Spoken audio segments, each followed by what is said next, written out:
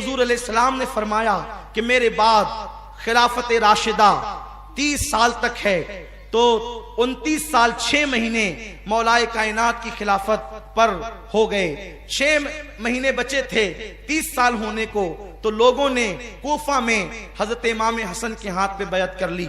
40,000 लोगों ने मौला हसन के हाथ पे बैयत की। और जब लोग इमाम हसन के हाथ पे बैयत कर चुके तो मुल्क शाम की तरफ से जो है वो 30,000 का लश्कर लेकर शामी लोग आए और हजरत अमीर माविया रदी अल्लाह ताला अन्हु उसमें थे। मदाइन के मौके पर, मदाइन के मुकाम पर हजरत इमाम हसन मुश्तबा को कूफी एक शख्स ने तमाचे मारे, और तमाचे इसलिए मारे कि जब हजरत इमाम हसन ने सामने का लश्कर देखा तो आपको फिर वो मंजर याद आया कि सिफ़ैन और जमल में 23,000 तो जमल में शहीद हुए और 30,000 सिफ़ैन में शहीद हुए। इतने मुसलमान शहीद हो चुके हैं और अब मैं जंग करूंगा तो कितने लोग शहीद होंगे। तो हजरत इमाम हसन ने अपने लोगों से कहा क्या हम हजरत अमीर माविया से सुलह कर लें ताकि मुसलमानों की खून रेजी ना हो। लोगों ने कहा हम नहीं सुलह करेंगे। बाद संजीदा लोगों ने कहा आप सुलह कर लें। तो इमाम हसन ने जब सुलह के लिए खत लिखना चाहा इमाम हजरत अमीर माविया को, तो उस वक्त आप ही के गिरोह का एक आदमी था कूफा का, उसने हजरत इमाम हसन को तमाचे मारे। और जब आप नमाज पढ़ने लगे तो आपके नीचे से मुसल्ला खींच लिया। मैं ये भी दावत फिक्र देना चाहता हूँ वो कौन था, उसे क्या कहा जाता था, इसकी तहकीक भी आपके जिम्मे पर है। बहरहाल इमाम हसन मुश्तबा ने खत लिखा हजरत अमीर माविया को और दोनों गिरोह में सुलह हो गई। सुलह 6 शर्तों पर हुई थी, उसका जिक्र यहां पर बहुत तफसील के साथ नहीं किया जा सकता। एक तो ये कि पहली शर्त ये है कि अमीर माविया के बाद इमाम हसन के पास खिलाफत लौट जाएगी। दूसरी शर्त ये है कि हमारे वालिद बुजुर्गवार मौलाए कायनात को जो है वो सब व सितम नहीं किया जाएगा, उनको गालियां नहीं दी जाएगी।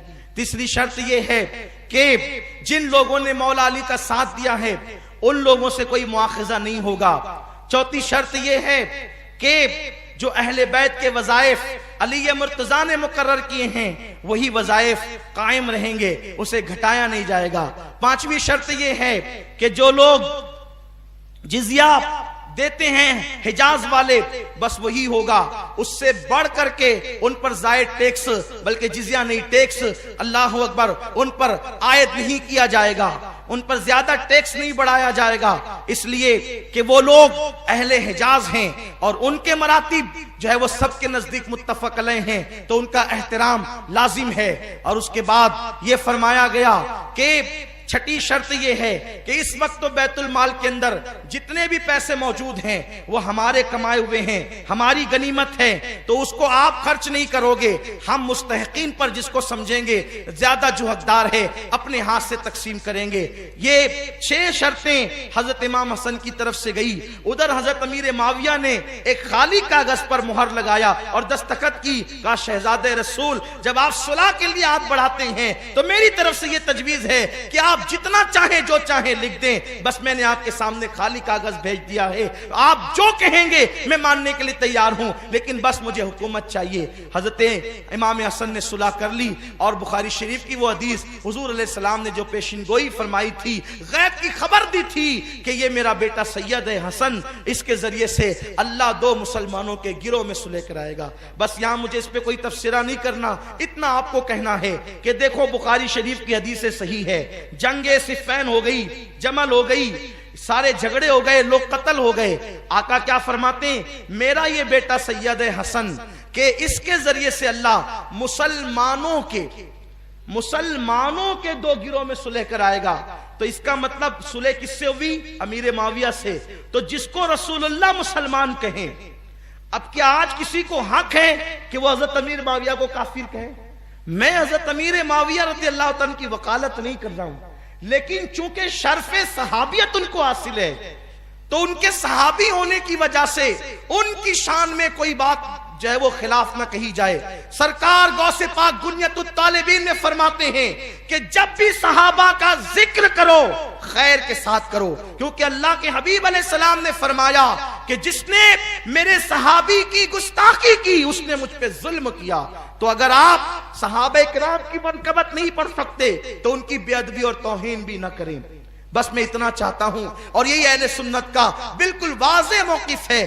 कोई सहाबी हो, खास तौर पर हजरत अमीर मुआविया रज़ियल्लाहु ताला अन्हु यजीद के बाप होने की वजह से हम उनको कुछ नहीं कह सकते क्योंकि वो सहाबी है। जब किनान के बाप होने की वजह से हजरत नूह को कोई गाली नहीं देता तो और दे भी कैसे सकता है क्योंकि वह अल्लाह के पैगंबर है। उसी तरह से अजमत रसालत जो है अल्लाहु अकबर हमें रोकती है, क्योंकि अजमत रसालत से निस्बत है अजमत सहाबियत को, तो हम एक सहाबी का एहतराम करते हैं। बस मैं इतना अर्ज करना चाहता हूं। तो हजरत अमीर मुआविया से सुलह हुई। सुलह होने के बाद कूफा से इमाम हसन इमाम हुसैन के साथ और अपने खानदान के साथ मदीने तैयबा आ गए।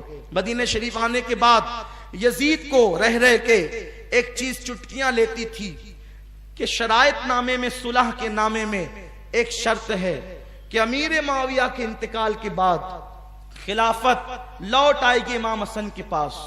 तो चूंकि यजीद जो था, पिछले सालों में मैं अर्ज कर चुका, मुझे इस मर्तबा यजीद के किरदार पर भी कोई गुफ्तगू नहीं करनी है।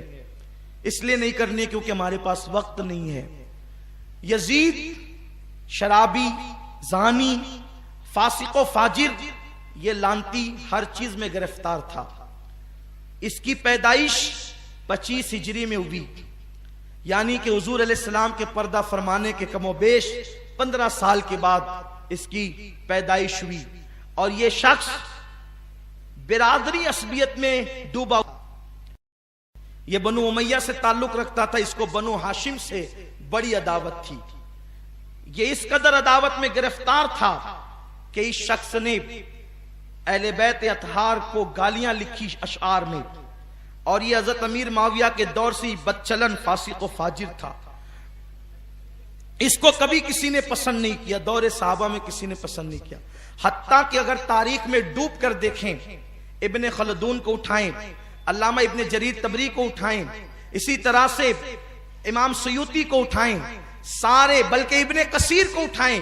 इब्ने कसीर इब्ने तैमिया का शागिर्द है, उसने भी जो है वो यजीद की तारीफ नहीं की है। सब यजीद के फिस्क व फुजूर पर मुत्तफिक है कि वो फासिक व फाजिर था, नमाज तर्क करने वाला, अल्लाह शराब पीने वाला, शरीयत का मजाक उड़ाने वाला, ये पलीदी उसके अंदर थी। उसको यूं लगा कि मेरे बाप की मौत के बाद हसन खलीफा होंगे, तो उसने इस रास्ते के गोया के संगे राह को हटाने के लिए कोशिशें शुरू की, और इसने इमाम हसन को जहर देने की मुहिम चलाई।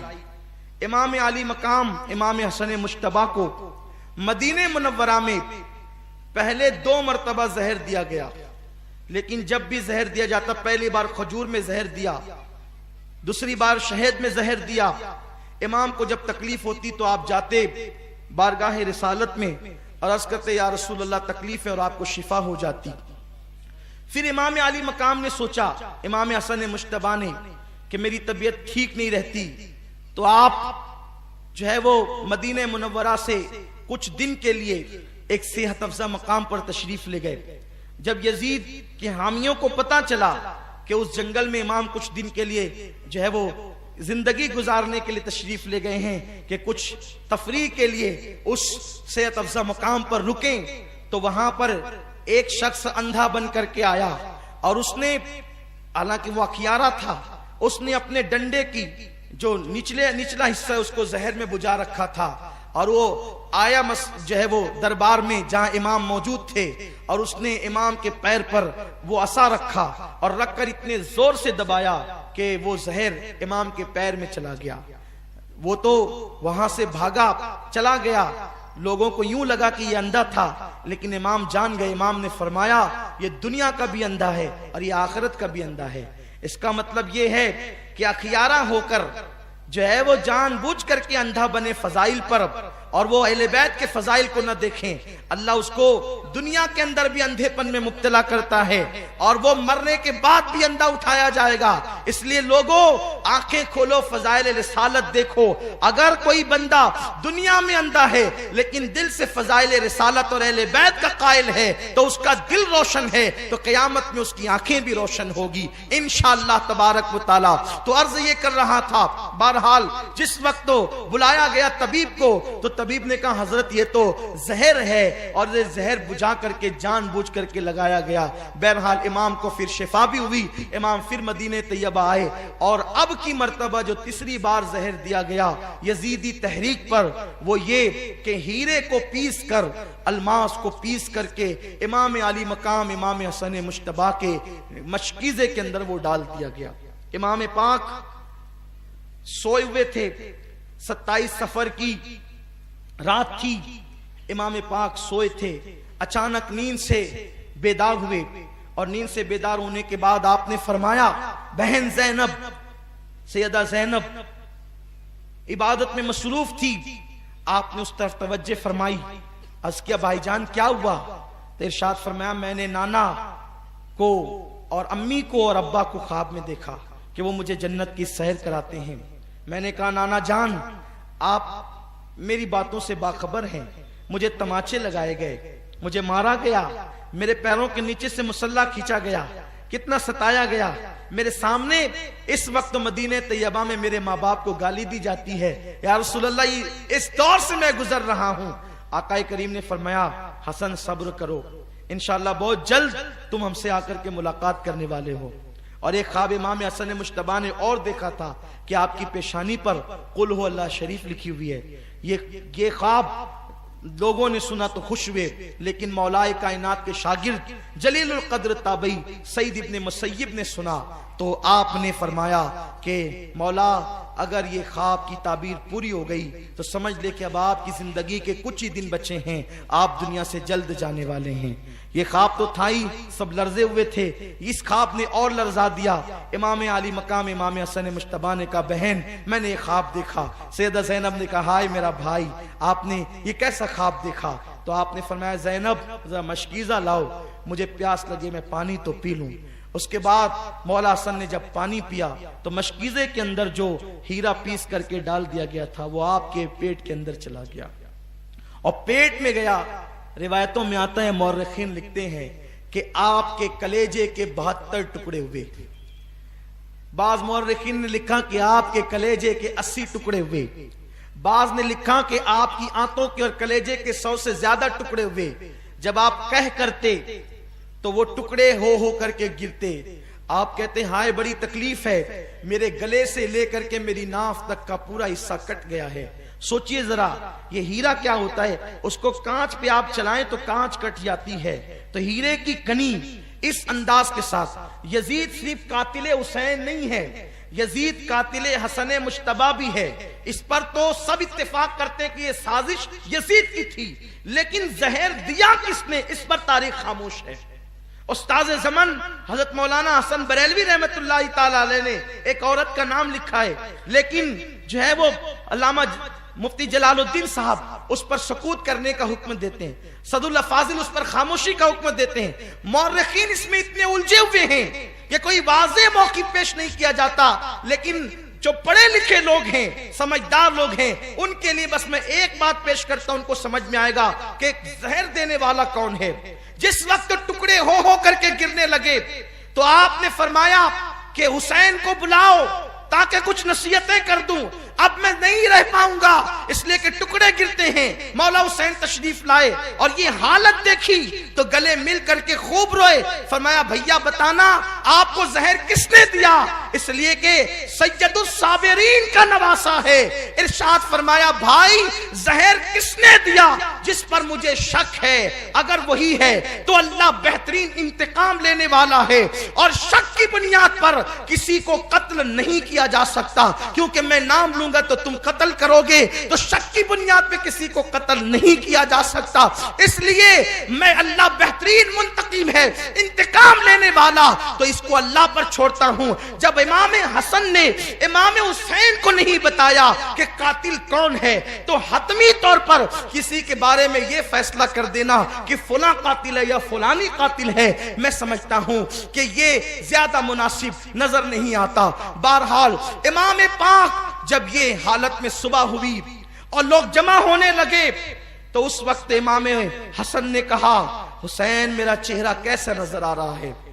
तो इमाम पाक ने रोते हुए कहा, भैया आपका चेहरा हरा हो गया। तो कहा मुस्कुराकर, उस तकलीफ में मुस्कुराया है हसन जिस तकलीफ में लोग सारी खुशियां लोगों की छिन जाती है। हसन मुश्तबा ने जब सुना कि मेरा चेहरा हरा हो गया, फरमाया हुसैन याद है नाना की हदीस मेराज मुकम्मल हो रही है। तो लोगों ने कहा ये हदीस मेराज क्या है? तो तब फरमाया कि जब हमारे नाना मेराज पर गए थे, जब हमारी पैदाइश भी नहीं हुई थी, तो नाना मेराज पे जन्नत की सैर कर रहे थे, तो जन्नत में दो महल देखे, एक हरा था एक लाल था। तो उस वक्त रिजवान जन्नत ने कहा कि या रसूल अल्लाह, ये जाते जाते अपने शहजादों के महल भी देख जाएं जिनसे पूरी जन्नत का हुस्न दुबाला होता है। तो आकाए करीम ने फरमाया ये हरा किसका है और ये लाल किसका है? तो कहा लाल तो हुसैन का है और हरा तो हसन का है। तो आका ने रिजवान से कहा कि रिजवान ये बताओ मेरे हसन का हरा क्यों और हुसैन का लाल क्यों? तो रिजवान की गर्दन झुक गई, आंखों में आंसू आ गए। अरे नादान, अहले बैत की मोहब्बत पर रिजवान जन्नत भी रोता है, जबकि जन्नत में कोई रो नहीं सकता। जन्नत वो है जहां रोया नहीं जाता, लेकिन ये शहादत हसनैन है, इसे जब जब भी याद किया जाता है तो अल्लाह अकबर, रिजवान जन्नत का खासिन भी रोता हुआ नजर आता है। गर्दन झुक गई, हिम्मत न हुई अर्ज करने की। जिब्रील आए, अर्ज की हुजूर इसमें हिम्मत नहीं है ये अर्ज करे। मैं बताता हूं अल्लाह के हुक्म से ये जो हरा है हसन का इसलिए है कि हसन को जहर दिया जाएगा। ये शहादतें जन्नत में पड़ी जा रही है, ये शहादतें हसनैन की जन्नत में पड़ी जा रही है। या रसूलल्लाह, हसन को जहर दिया जाएगा और उसका चेहरा पूरा जिस्म हरा हो जाएगा और हुसैन को करबला में शहीद किया जाएगा। शहादत के वक्त तो खून से पूरा वजूद लाल हो जाएगा, इसलिए हसन का हरा और हुसैन का लाल। तो देखा नाना की हदीस से जो मेराज पूरी हो रही है। उसके बाद मौला हसन ने लोगों से कहा अब आप लोग जाएं, मेरे घर वाले रहें। उस वक्त मौला हसन के 3 या 4 बेटे थे। उन बेटों में एक बड़ा बेटा था, उस बेटे की उम्र सिर्फ 7 साल की थी। वो बड़ा खूबसूरत था। उस बेटे का नाम कासिम था, उसकी अम्मी का नाम उम्मे फरवा था। उम्मे फरवा कासिम के सर पे हाथ फेरती और अपने शौहर को देखती, गोया कि उम्मे फरवा के सामने अपनी बेवगी घूम रही थी। हाय बेवगी, हाय बेकसी, हाय बेबसी, लेकिन जबान से कुछ कह न सकती थी। जब सब लोग रुखसत हुए, हत्ता के अल्लाह अकबर अब कोई न बचा, तो मौला हसन ने अपने बाजू पे बंधा हुआ तावीज खोलने का हुक्म उम्मे फरवा को दिया। उम्मे फरवा ने वो तावीज खोला और वो तावीज खोल करके इमाम हसन ने कहा कि मेरे बेटे कासिम को मेरे पास लाओ, और अपने हाथों से कासिम के बाजू पे वो तावीज बांध दिया। बेटे कासिम, एक वक्त आएगा जब तू शदीद मुसीबत में गिरफ्तार हो जाएगा, उस वक्त ये तावीज खोल करके देख लेना। उसके बाद मौला हुसैन को बुला करके फिर वसीयत की, हुसैन सब्र से काम लेना। मेरी तमन्ना है कि जिस वक्त मेरा जनाजा उठे मुझे नाना के कदमों में दफन कर देना। मैं नाना के कदमों में दफन होना चाहता हूं, लेकिन जाकर उम्मुल मोमिनीन पहले हजरत आयशा से इजाजत लेना, क्योंकि ये उनका हुजरा है। और इमाम अली मकाम 28 सफर को, एक रिवायत के मुताबिक 29 सफर को और एक रिवायत के मुताबिक 5 रबीउल अव्वल को इमाम अर्श मकाम इमाम हसन मुश्तबा शहीद हो गए। इस तरह से कि आपका पूरा जिस्म हरा हो चुका था और अंदर की आंतों के टुकड़े कै में बाहर गिरे हुए थे। इमाम अली मकाम इमाम हसन मुश्तबा की शहादत हुई। आपको तजहीज और तकफीन के बाद जब जनाजा उठाया गया, जनाजा उठाने से पहले इमाम हसन हजरत आयशा सिद्दीका के पास गए तो वो दुपट्टे को चेहरे पे रखकर अपने घर में अकेले बैठी रो रही थी। इमाम हुसैन ने कहा, अम्मी जान क्यों रोती है? कहा, हाय मेरे नबी का वो लाडला उठा जिसको मैंने नबी ये पाक की बारगाह में इस अंदाज से देखा था कि उसने अपने पैर नबी के पैर पे रखे थे और हुजूर ने उसको 2 हाथों से यूं पकड़ा हुआ था और कहा था, हसन चढ़ो, हसन चढ़ो, हसन चढ़ो। तो उसने पंजों पे पैर रखा था, वो नबी की पिंडलियों पे आया। फिर कहा चढ़ो, वो घुटनों पे आया। फिर कहा चढ़ो, वो रानों पे आया। फिर कहा चढ़ो, वो सीने पे आया। और नबी ने उसका मुंह अपने मुंह में लेकर यूं चूसना शुरू किया था जैसे कोई खजूर चूसता है। मैंने अर्ज की, या रसूल अल्लाह, आप इस बच्चे के साथ ऐसा करते हैं? इरशाद फरमाया, रूए जमीन पर अगर सबसे ज्यादा मुझे कोई पसंद है तो ये और इसका भाई पसंद है, और किसी के माँ बाप पसंद है तो इसकी अम्मी और इसके अब्बा पसंद है। ये याद करके रो रही हूं। तो कहा कि उसी शहजादे की तमन्ना है कि नबी के कदमों में दफन हुआ। सैयदा ने कहा, उसके नाना का घर है, उसको इजाजत की जरूरत क्या है? मैं इजाजत देती हूं कि उसे दफन कर दे हुजूर के कदमों में। लेकिन यह भी तारीख का बदतरीन बाब है। जब जनाजा बाहर लेकर के आए और हुजूर अलैहिस्सलाम के रोज़े अक़दस में इमाम हसन को दफन करना चाहते थे तो बनु उमैया के वो गलीज, जिसे दुनिया मरवान कहती है, वो बदतरीन आदमी जिसके बाप पर मेरे आका ने लानत की थी, उस पलीद ने कहा, मैं इनको दफन होने नहीं दूंगा। इमाम हुसैन ने कहा, मेरे भाई की वसीयत है, मैं दफन करूंगा। जानते हैं, यहां तक के बाद मौर्रिखीन ने लिखा कि उस जालिम ने कमान से तीर निकाला और इमाम हसन मुश्तबा के लाशे पे चलाना शुरू किया। एक बंदा जो शहीद हो चुका है। लोग कहते हैं कि मरवान को, यजीद को इतना बुरा ना कहो, इसलिए कि उन्होंने किया क्या है? ये किया है। अरे मरे हुए इंसान का तो दुश्मन भी एहतराम करता है। हमारे हिंदुस्तान के काफिरों को देखो कि अगर वो कोई मैयत जाती है किसी मुसलमान की तो वो यूं करते हैं। इतना तो वो करते हैं, उनको इतना शऊर है। इस पर क्या हुक्म शरा है? मैं बहसियत मुफ्ती कोई बहस नहीं कर रहा हूं, लेकिन मरने वाले का एहतराम तो एक काफिर भी करता है। वो मरवान कैसा पलीद था, जब अल्लाह अकबर नाना के कदमों में नवासे को ले जा रहे, तलवार से रोक दिया। और जब इमाम हुसैन ने कहा मैं दफन करूंगा तो उसने इमाम हसन के जनाजे पे तीर चलाया है। बाज़ बातें यहां तक आती है, जनाजे हसन पे तीर चला है। सैयदा ज़ैनब ने एक बार कहा था, फातिमा के 2 बेटों के जनाजे मैंने देखे हैं, एक हसन का जनाजा, एक हुसैन का जनाजा। हसन को तो 2 बार कफन मिला, हुसैन को तो 1 बार भी कफन न मिला। लोगों ने कहा, हसन को 2 बार कफन कैसे मिला? तो कहा, जब मरवान ने हसन के लाशे पे तीर चलाया तो वो तीर लगा तो हसन के कफन से तीर खून की फुहार निकल पड़ी। तो उस वक्त तो लोगों ने कहा कि एक कफन पे अब दूसरा कफन फिर लपेट दो, ताकि हसन को रंगीन कफन में जो है वो लेकर के न जाए, बल्कि एक कफन और दे दिया जाए। यह भी इमाम हसन की करामत है कि विसाल के बाद भी तीर लगा तो आपके जिस्म से खून निकला। किसी ने इमाम हसन से कहा, इमाम हुसैन से कहा, शहजादा साहब, हसन की ये वसीयत थी कि मुझे हुजूर के कदमों में दफन करें, लेकिन उन्होंने ये भी तो कहा था अगर मरवान बीच में आड़े आए तो अम्मी के कदमों में दफन कर देना। आप इस पर भी अमल कर सकते हैं। फिर इमाम हसन को अम्मी के कदमों में, सैयदा फातिमा के कदमों में दफन कर दिया गया। इमाम हसन की शहादत हुई। अब इमाम हसन की शहादत के बाद बहुत से वाकयात हुए। फिर इमाम हसन मुश्तबा की शहादत के बाद तकरीबन 2 दहाइयों का कमोबेश अरसा बीता, या 1 दहाई 11 साल का अरसा बीता।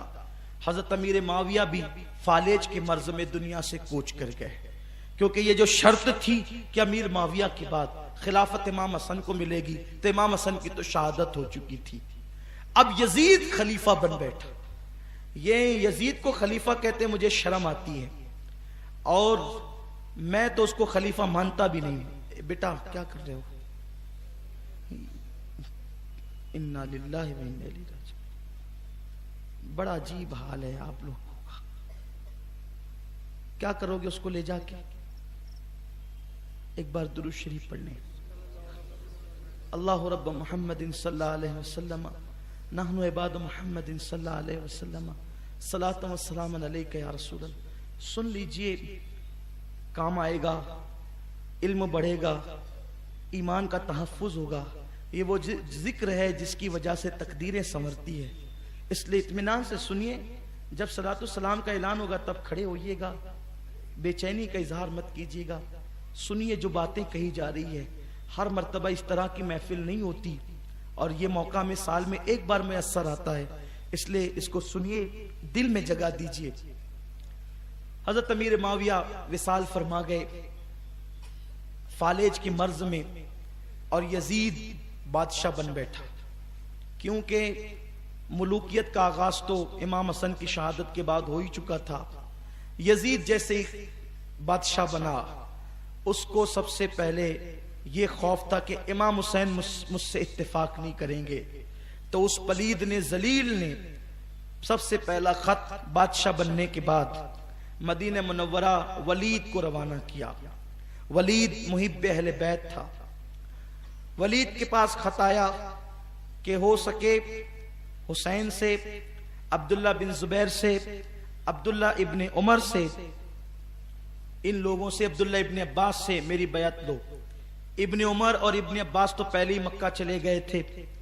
इब्ने जुबैर और इमाम हुसैन मदीना मुनव्वरा में थे, और साथ ही उसने ये भी लिखा वो बैत करें तो ठीक है, अगर बैत न करें तो उन्हें कत्ल कर देना। ये जो किस्से गढ़े जाते हैं ना, यजीद उसमें शामिल नहीं था और यजीद को पता नहीं था। ये खत है यजीद का, जो बड़े बड़े मुर्रिखीन ने जिसका जिक्र किया है। यजीद को खटक थी, दुश्मनी थी इमाम हुसैन से, खानदान नबूवत से। इंशाअल्लाह एंड पर मौका मिलेगा तो मैं अर्ज करूंगा कि वो क्या क्या चीजें हैं जो यजीद के खिलाफ तारीख गवाही देती है। और जो लोग कहते हैं यजीद की मुखालफत सिर्फ तारीख में है, हदीस में नहीं, वो सारी जिंदगी हदीस पढ़े लेकिन उन्होंने हदीस पढ़ने का हक अदा नहीं किया।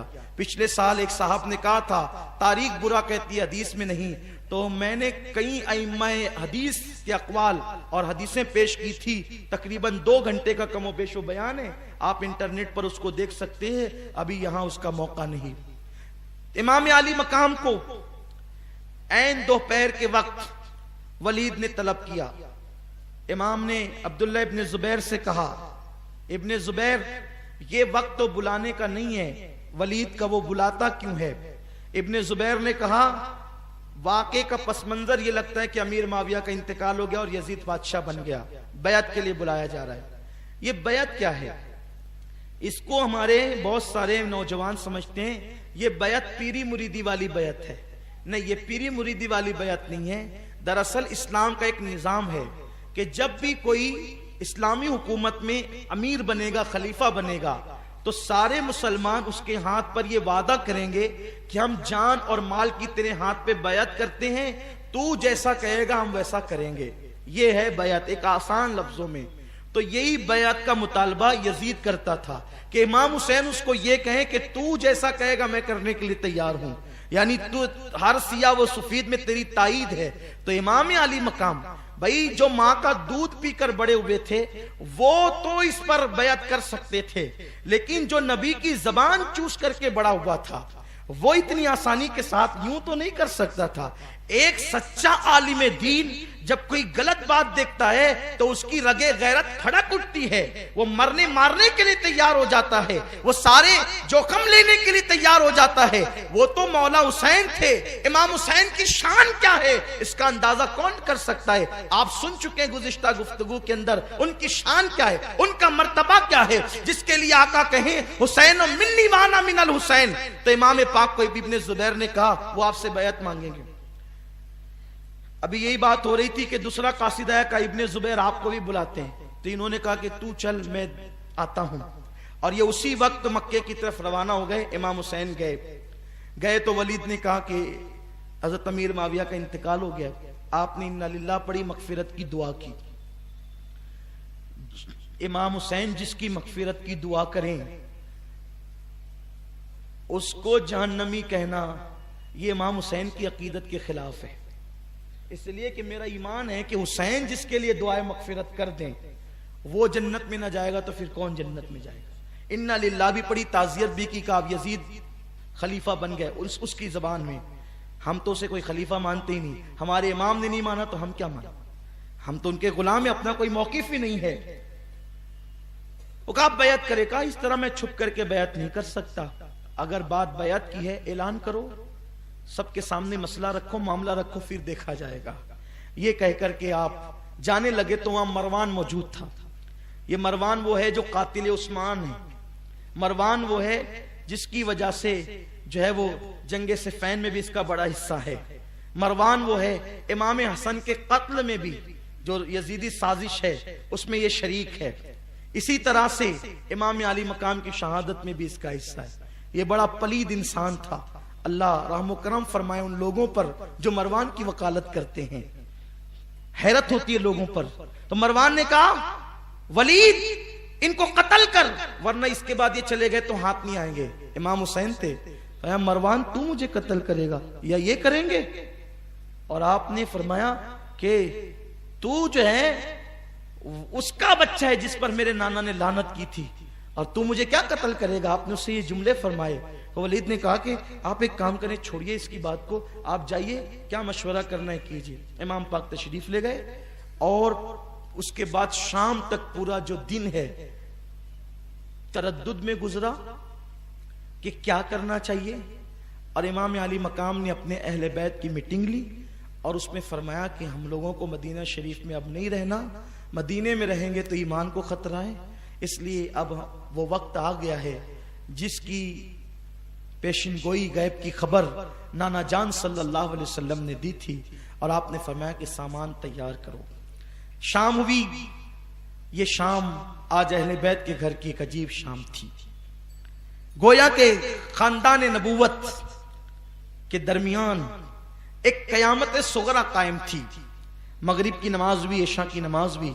ईशा की नमाज के बाद सबके सामान बंधने लगे, असगर का झूला समेटा जाने लगा। जिन जिन लोगों के नाम जाने वालों की फहरिस्त में थे उन उन लोगों को तैयारी का हुक्म दे दिया गया। आज हुसैन पर कयामत टूट रही थी। कयामत जब आएगी आएगी यकीनन आएगी, लेकिन आज खानदान नबूवत के लिए इतनी बड़ी कयामत थी कि नाना का घर छूटना था, नाना का मजार छूटना था, नाना का मदीना मुनव्वरा छूटना था। उनके दिल से पूछो जो 8 दिन मदीना मुनव्वरा में रहते हैं और जब वो सामान बांधते हैं वतन आने के लिए तो उनके दिलों पे क्या गुजरती है, जबकि मदीने में ना उनका कोई घर है, ना कोई रिश्तेदार है, ना कोई कारोबार है। हाय हुसैन, आज हुसैन पर क्या वक्त आया था। काश मेरे नौजवान मेरे मौला हुसैन की कुर्बानी को महसूस करे दिल से। जो लोग हुसैन का आवाज सुनने के लिए, मौला हुसैन की शहादत सुनने के लिए आए हैं, कुर्बानी सुनने के लिए आए हैं और वो सुन करके यूं ही चले जाते हैं, उसके बाद उनकी जिंदगी नहीं बदलती। वही बेनमाजीपन, वही शराबीपन, औरतों का वही बेपर्दगी, औरतों का वही गैर महरम मर्दों के साथ फोन पर तवील गुफ्तगू, बेहयाई के कारनामे। सुनो सुनो, तुमको जन्नती बनाने के लिए या तुम्हारा दीन और ईमान बचाने के लिए हुसैन की कुर्बानी कितनी बड़ी है, थोड़ा महसूस तो करो। 8 दिन का मदीने का जाहिर जब वो अपना सामान बांधता है तो उसके हाथ कांपने लगते हैं, सामान बांधते वक्त हुसैन के दिल पर क्या गुजरी होगी। मदीने में हुसैन का सब कुछ था, इसी गलियों में बचपना, लड़कपन, जवानी सब बीता था। इसी गलियों में हुसैन की बारात निकली थी, इन्हीं गलियों में नाना का हाथ पकड़कर चलना सीखा था, इसी गली में बाबा का हाथ पकड़कर चलना सीखा था, इसी गली में मदीने तैयबा की गली में मौला हुसैन को माँ का प्यार मिला था। हाँ हाँ, यही गली तो थी। नन्ना सा हुसैन जब इन गलियों में खेलता तो बड़े बड़े अकाबिर सहाबा उठाकर अपनी गर्दन पे बिठा लेते। आज हुसैन का कोई मोनिसो गमखार न था, कोई गमगुसार न था। बज़ाहिर मौला हुसैन मदीने तैयबा से अपने अहले बैत को कहते हैं तैयारी करो, निकलेंगे। और अब रात का आखिरी पहर है, कुदसियाने फलक जमीन पर उतर रहे हैं रोज़े अक़दस के तवाफ के लिए, और सबके घर बंद है, बस एक घर खुला है, वो मौला हुसैन का। और मदीने की गली में एक मगमूम बोझल बोझल कदमों से चलने वाला एक वजूद है, जिसके चलने को देखकर रसूलुल्लाह का चलना याद आता है। अल्लाह अकबर। वो अपने घर से निकलता है रात की आखिरी पहर में, अनवार नीचे से ऊपर, ऊपर से नीचे। अहले इरफान इसका अंदाजा कर सकते हैं, अनवार नीचे उतर रहे हैं या नीचे से ऊपर जा रहे हैं। कुदसियाने फलक तवाफ़े रोजा के लिए दुरूदो सलाम की नजरें पेश करने के लिए रोजे रसूल पर आ रहे थे। ऐसे में हुसैन दबे कदमों अपने घर से निकलते हैं और नाना के रोजे पर आखिरी सलाम करने के लिए आते हैं। वो मंजर मैं किस मुंह से पेश करूं, मेरे अंदर इतनी ताकत नहीं कि मैं उस मंजर की कमा कहूं, अक्कासी कर सकूं, लेकिन बस मैं इतना बता सकता हूं। हुसैन जब अपने नाना के मजार पर तशरीफ ले गए, हाथ बांध करके खड़े हो गए, गोया के तसव्वुरात की दुनिया में महसूस करें तो एक साहिब इरफान का कहना है, हुसैन आंखें बंद करके हाथों को बांधकर आका की बारगाह में सलाम पेश करने के बाद कहते हैं, नाना जान, हर आने वाला आपकी बारगाह में आखिरी सलाम पेश करता है, लेकिन उसको उम्मीद होती है कि इस आखिरी सलाम के बाद दोबारा आप इसको फिर बुलाएंगे और वो फिर सलाम पेश करेगा। लेकिन हुसैन तो हतमी तौर पर आपकी बारगाह में आखिरी सलाम पेश करने के लिए आया है। या रसूलल्लाह, आप अपने हुसैन का आखिरी सलाम लें। फिर नाना की कब्र से लिपट गए और कहते हैं, नाना आज आप खामोश क्यों है, आप बोलते क्यों नहीं नाना? नाना, वही हुसैन हूं जिसके लिए कहा था, हुसैन मेरा फूल है जन्नत का, हुसैन जन्नती जवानों का सरदार है, हुसैन मुझसे, मैं हुसैन से हूं। या रसूलल्लाह, आज आपका हुसैन आपसे बातें करने आया है, आप अपने हुसैन को कोई तसल्ली तो दें। ये कहते कहते कब्र रसूल पे सर रखा और मौला हुसैन गोया के बेहोश हो गए, आंख बंद हुई। वो मंजर देखा, बाज लोगों ने ख्वाब का तस्करा किया, बाज लोगों ने गशी का तस्करा किया। जब गशी आई मौला हुसैन की तो हुजूर रहमते तमाम ने फरमाया, हुसैन जाओ, वफा का वक्त आ गया, वादे की तकमील का वक्त आ गया, दीन के तहफ़्फ़ुज़ का वक्त आ गया। हुसैन जा, इम्तिहान में साबित कदम रहना, और याद रखना हुसैन, जब जवान बेटा करबला में तड़पेगा तो बातिल के आगे सर न झुकाना, कासिम कटेगा तो बातिल के आगे जमीर का सौदा न करना। हुसैन जाओ, और तुम्हारी बीवियां, तुम्हारे घर वाले तुम्हारा इंतजार कर रहे हैं, जल्दी जाओ। शौक कहता है रुकें, जिम्मेदारी कहती है चलें, दिल कहता है ठहर कर एक मर्तबा सलाम फिर पेश करें, लेकिन जिम्मेदारियों का एहसास शौक शहादत कहता है नहीं नहीं, अब देर नहीं करना, वरना नाना ने जो कंधों पे सवार किया था और इतने नाजों से पाला था, उसका मकसद कब पूरा होगा। हुसैन की आंख खुली, गोया के कब्र रसूल पे लर्जा तारी था, आखिरी सलाम पेश किया और इजाजत लेकर नाना की कब्र से रुखसती चाहिए। हुसैन घर की तरफ बढ़ना चाहते थे कि दिल में ख्याल आया, नाना को तो आखिरी सलाम पेश किया, चल करके अम्मी से भी आखिरी मर्तबा सलाम पेश करें। जैसे ही माँ की कब्र पर गए, हुसैन को सारी ममता की लज्जतें याद आने लगी, 3 रमजानुल मुबारक की वो शब जब फातिमा ज़हरा की विसाल की आखिरी शब थी। फातिमा जल्दी जल्दी से बच्चों को नहलाती है। हुसैन को गोया कि याद आ रहा है, मेरी अम्मी ने तीसरी शब में जल्दी जल्दी से नहलाया, हाथों से खाना बनाया, कभी हसन के मुंह में लुकमा, कभी हुसैन के मुंह में, कभी जैनब के मुंह में। किसी ने पूछा फातिमा अपने बेटों को खाना यूं खिलाती है? फरमाती है आज आखिरी शब है ना, करबला में हुसैन भूखा होगा, अभी खिला दूं, ताकि आज का खिलाना करबला में मेरे हुसैन को जब भूख लगेगी तो माँ के हाथों की लुकमे की लज्जत उसको सहारा देगी। अल्लाह अकबर। हुसैन को वो मंजर याद आ रहा है, मौला हुसैन माँ की कब्र से लिपटे, अम्मी जान अपने बेटे का आखिरी सलाम लो। जन्नतुल बकी का सन्नाटा, जन्नतुल बकी के अंदर एक अजीब सी खामोशी थी। जब हुसैन ने कहा अम्मी अपने लख्त जिगर का सलाम लो, आखिरी सलाम, और माँ मेरे सर पे हाथ रखकर दुआ कर दो ताकि आपका बेटा करबला के मैदान में साबित कदम रहे। कब्र अनवर से आवाज आई, हुसैन मैं तेरी माँ हूं, मेरी दुआएं तेरे साथ है। हुसैन जा, अपने आप को अकेला न समझना। हुसैन करबला में मैं आऊंगी और जरूर आऊंगी, और मैंने जो दूध पिलाया है उसका करिश्मा और करामत अपनी माते की आंखों से मुशाहिदा करने के लिए आऊंगी। हुसैन सब कुछ करना लेकिन फातिमा के दूध की लाज रखना। हुसैन, हुसैन जमीर का सौदा, शरीयत का सौदा, ईमान का सौदा न करना। जा हुसैन। माँ की आवाज ने हुसैन को लर्जा दिया है, जन्नतुल बकी की कब्रों पे लर्जा तारी हो गया है। माँ से इजाजत दी, उम्महातुल मोमिनीन को सलाम किया, और उसके बाद मौला हुसैन नन्ही सी कब्र पर गए। वो एक नन्ही सी कब्र इब्ने रसूल इब्राहिम की कब्र थी। वहां तो फूट फूट कर रोने लगे, इब्राहिम मेरे नाना ने आप पर मुझ पर आपको सदका कर दिया था, दुआ करें कि मैं नाना की इस मोहब्बत की लाज रख सकूं। मौला हुसैन इख्तिसार के साथ भाई की कब्र पे सलाम करते हैं और तन्हा बोझल कदमों से जैसे ही घर में कदम रखते हैं। घर में आकर देखा तो एक अजीब हंगामा था।